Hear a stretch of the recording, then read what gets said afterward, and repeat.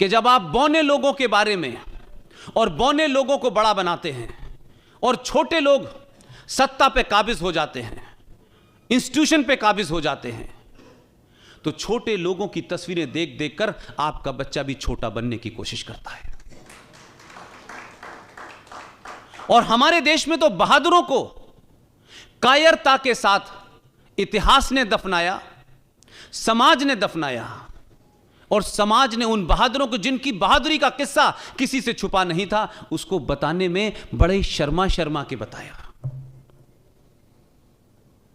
ये बात अलग है कि 70 साल में सत्ता बदली, तो सत्ता बदलने से कुछ लोगों को लगा कि हम भी अपनी बात कह सकते हैं। यह बात अलग है कि उससे पहले कोई मन की बात नहीं कह रहा था, वो भी इसी बार भी मन की बात करता है। उससे हुआ क्या कि सुभाष चंद्र बोस के साथ क्या हुआ यह पूरे देश को पता चल गया, सावरकर के साथ क्या हो रहा है पूरे देश को पता चल गया। और कौन लोग थे जिन्होंने एक डॉक्यूमेंट पे साइन किए थे और भारत के आर्काइव में रखा हुआ था कि Subhash Chandra Bose is a war criminal, जिंदा या मुर्दा जब भी पकड़े जाएंगे, उस वक्त की ब्रिटिश सरकार, ये बात अलग है कि वो चले गए, उनके हवाले होगा। इस डॉक्यूमेंट को इस देश में किसने छुपाया और किस मकसद से छुपाया, और कौन लोग थे जिन्होंने यह जघन अपराध किया? ऐसे ही एक बहादुर है। हमारी समस्या यह है कि जो हमारे दिलों का हीरो है वो किताब में नहीं है, और जो किताब में पढ़ाया जा रहा है वो हमारे दिलों में नहीं है। हमारी संकट यह है, सरकार कुछ चाहती है, समाज कुछ चाहता है। समाज का हीरो कोई और है, सरकार का हीरो कोई और है। लिहाजा 21 अक्टूबर 1943 को सुभाष चंद्र बोस ने भारत की आजादी की घोषणा की। मोयान जो नॉर्थ ईस्ट के अंदर जगह है, वहां से लेके पूरा नॉर्थ ईस्ट उनके कब्जे में था।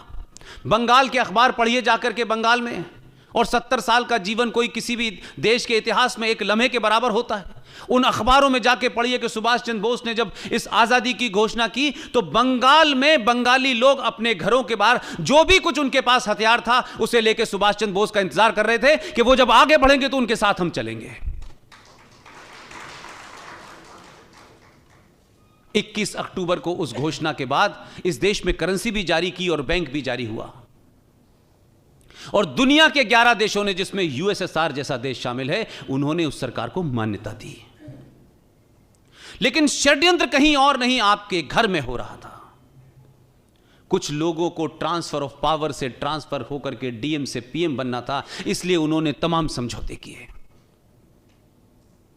तो जो आदमी 43 के अंदर पूरे लाव लश्कर के साथ देश की आजादी की घोषणा करता है, 47 आते आते वो किस कॉन्स्पिरेसी का शिकार हुआ, ये देश को पता करने में 70 साल लग गए। और जिस शख्स को आपने भेजा उसने कम से कम सुना तो, हमारी तो कोई बात ही नहीं सुन रहा था। हमको तो राइट विंगर कहा जाता था, जबकि राइट विंगर से कहीं दूर दूर तक हमारा कोई लेना देना नहीं था।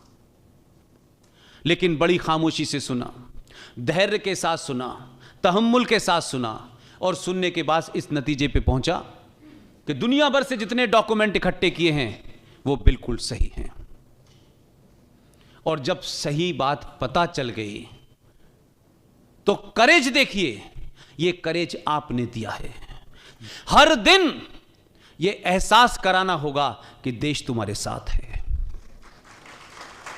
जो साथ नहीं है वो उठ के चले गए, जो साथ नहीं है उनके बारे में कोई गलतफहमी नहीं रखना चाहता मैं। जो साथ हैं वो अपने साथ होने का परिचय दें। उसने पूरी बात को माना और 21 अक्टूबर को भारत के लाल किले पे दोबारा जाके झंडा फहराया। उन्होंने सुभाष चंद्र बोस की उस ख्वाहिश को पूरा किया जो उन्होंने शौकत मलिक से कहा था कि आपको झंडा फहराना है। और एक घटना का जिक्र इसलिए क्योंकि आप गुजराती हैं। प्राइम मिनिस्टर हाउस से जब वो शख्स निकला और लाल किले तक जा रहा था, इस बीच में उन्होंने एक ट्वीट किया। वो ट्वीट सार्वजनिक था। उस ट्वीट में क्या लिखा था, मैं ये बात इसलिए नहीं कह रहा कि वो कोई ट्वीट बताना मेरे लिए बड़ा इंपॉर्टेंट है।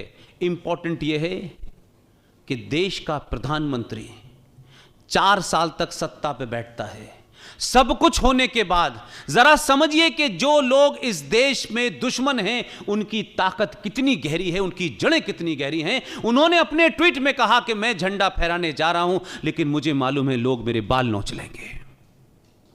ये उनका ट्वीट था। प्राइम मिनिस्टर अगर यह समझ सकता है और यह कह सकता है कि कितने खतरे होंगे कि इस घटना के बाद देश में क्या बवाल होगा, तो मेरी और आपकी क्या औकात है। लेकिन इसके बावजूद भी वो गए। लगातार पूरी टीम, G D Bakshi, colonel R S Singh, Sushil Pandit, Gaurav Arya, Lalit Ambardar, हम सब ने कहा हम पीछे नहीं हटेंगे चाहे कुछ हो जाए। उसी दिन प्रधानमंत्री ने झंडा भी फहराया और देश के एक बड़े इतिहासकार को बुला के कहा कि मुझे 23 जनवरी, जिस दिन सुभाष चंद्र बोस का जन्मदिन होता है, मुझे इसी लाल किले के अंदर दुनिया का सबसे बेहतरीन सुभाष चंद्र बोस का म्यूजियम चाहिए।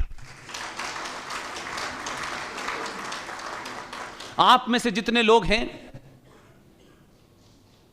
और खासतौर से जो नई नई शादी करते हैं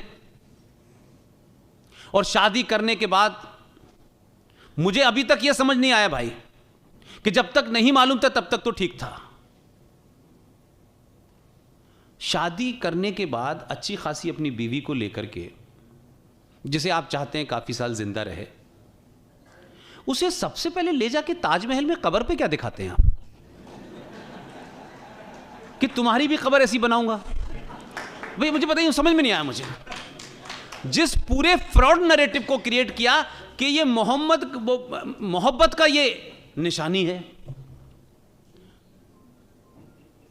अब ये मोहब्बत की निशानी कोई कब्र कैसे हो सकती है यार। और मुसलमान भी चाहते हैं, गैर इस्लामिक काम है तब भी कर रहे हैं। अगर आपको अपने बच्चों को, आने वाली नस्लों को, जो हमसे और हमारे बुजुर्गों से गलती हुई है और उसको सुधारना है, तो इस वक्त देश के अंदर बहुत बड़े बड़े काम हो रहे हैं।